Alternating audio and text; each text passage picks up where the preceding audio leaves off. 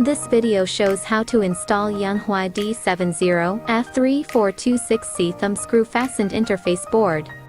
1. Find the interface board installation area on the instrument according to the visual positioning mark on the interface board. 2. Find the correct positioning holes of D1 to D4 on the instrument.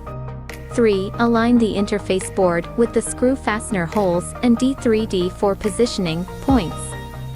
4. Press the interface board down with your left hand, tighten the locking screw with your right hand, the installation done. 5. Confirm again that the interface board D1 to D4 positioning pins are completely aligned with the D1 to D4 positioning holes of the instrument. Yanhua MQB interface board has the advantages of compact size, precise pin positioning, easy installation, pin connection is firm and stable, not easy to loosen, and safer data reading and writing. Thank you for watching.